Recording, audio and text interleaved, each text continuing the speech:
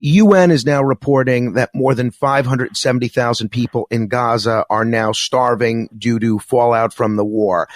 We've seen tens of thousands of Palestinians killed, the large number of them civilians. People that are very supportive of the Israeli handling of this, they'll say that's terrible, it's tragic, but the tragedy is all born because of the actions of Hamas. They're responsible for these people starving and for all the civilian casualties. I know you've been quite critical of Israel's handling of this war since October 7th.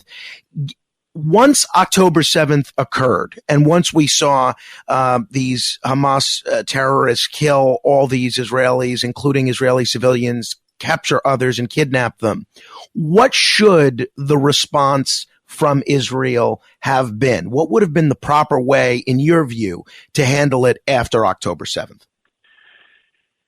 The Arab states immediately met. In fact, there was an Arab Islamic summit in Riyadh, in Saudi Arabia, where all the neighboring states and Iran, by the way, together said, we will secure Israel and Palestine and work to make sure that there is safety and peace.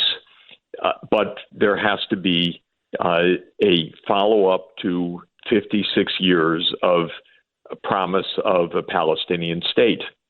This is a position I completely subscribe to.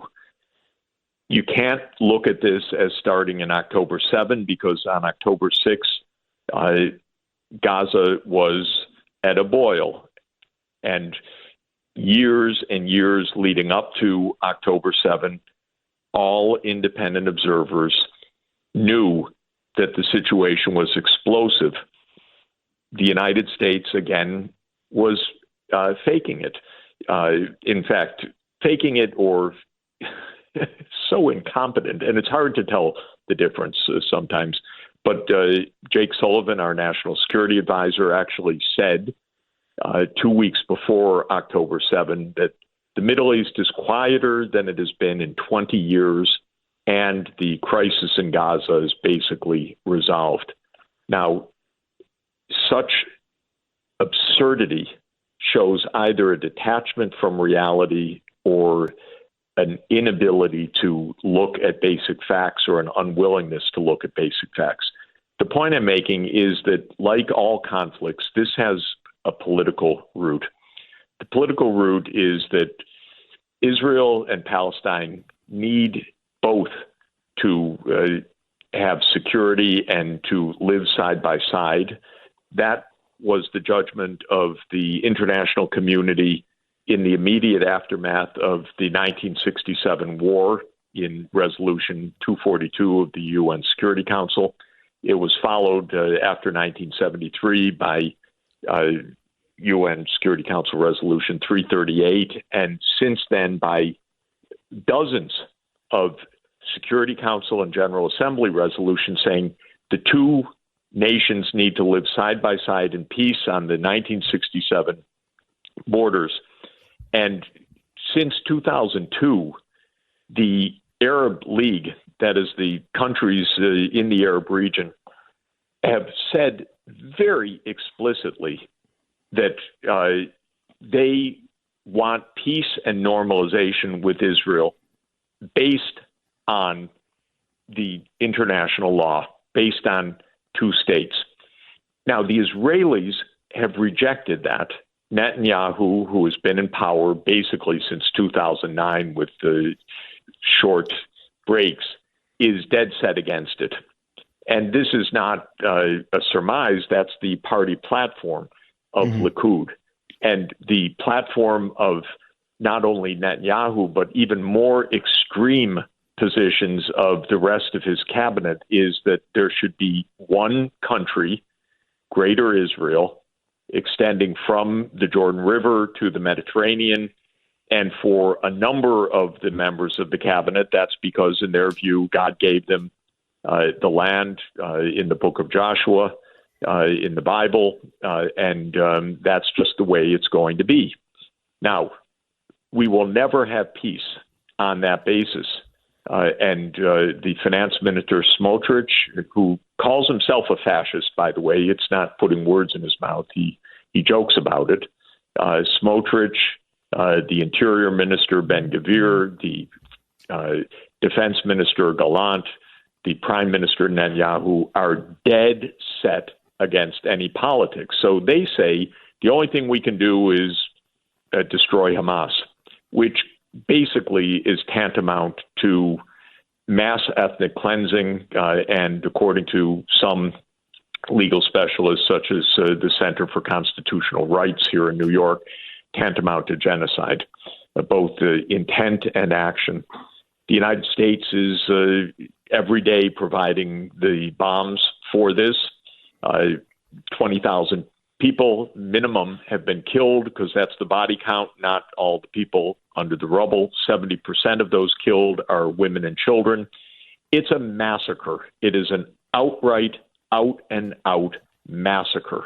It is massive war crimes, and it's all done to avoid any negotiation and any talk of politics. It's done in the name of so-called Greater Israel. And that is an ideology.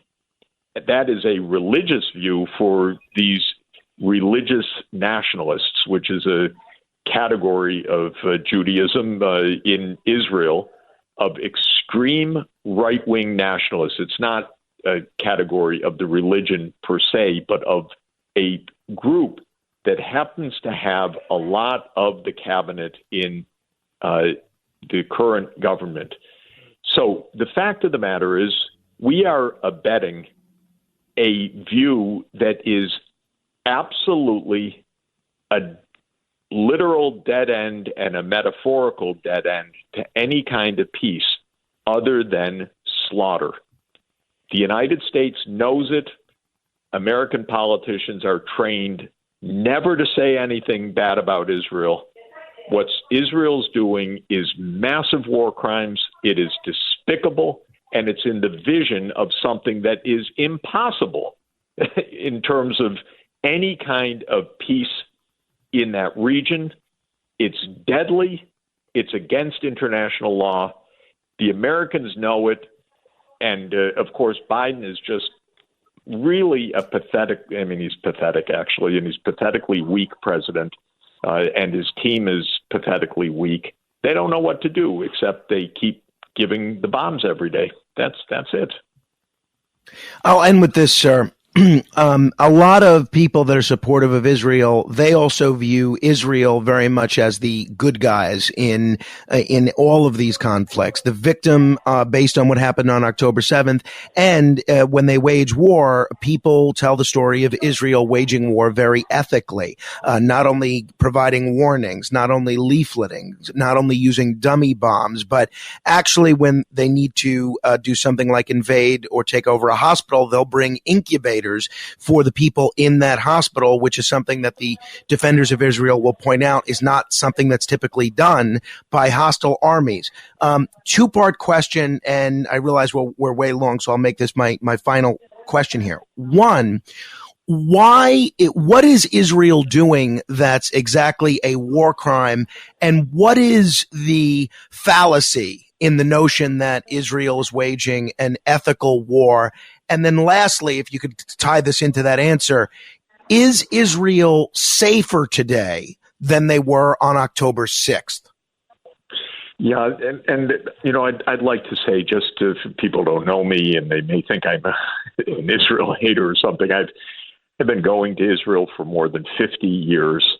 I have family in Israel. I am not an Israel hater. I am so sad and upset by this, I can't even tell you. This is a tragedy, and it is a self-destruction of Israel. This is not bringing any security at all to Israel. This is absolutely threatening Israel fundamentally, because the entire world is standing against Israel, because Israel is slaughtering innocent people every day. And the only backer that Israel has is the United States. And in the United States, much of the public is aghast at what we're doing, as I am, absolutely aghast. And young people are completely shocked by this. So Israel is losing even its last defender because it's doing the undefensible. It is just killing people in extraordinary numbers, innocent people. Let me say, without getting into all of the specifics, in my opinion, Israel's doing nothing to protect civilians. It is using dumb bombs. It is deliberately blowing up apartment buildings. It is blowing up hospitals. It is blowing up schools. It has weaponized food, and there are hundreds of thousands of people that are profoundly hungry, and I don't know if starving is right, but that's a term that is being used by UN officials right now. I do not accept that Israel's taking any precautions. Israel is using mass force to ethnically cleanse this region. That was their plan. The plan was, we're going to scare everybody so that they flee to the south and force Egypt to accept these people. That is the plan. And the plan didn't work because Egypt said no. And the United States buckled on it also because the United States didn't want to be so visibly a party to ethnic cleansing. But I haven't heard one credible military expert from outside Israel, and I don't find the IDF spokespeople credible at all, but any independent outside expert say anything other than what Israel is doing is destroying a civilian population. And it's before our eyes. Even American officials like Lloyd Austin mumble this. Of course, this is the terrible fact of American politics. There's no truth in anything our government officials say about anything anymore. They just don't even have the idea of telling the truth as a basic standard of daily life. So it's not specific to this. They lie about every single thing that is in front of them because everything is spin now.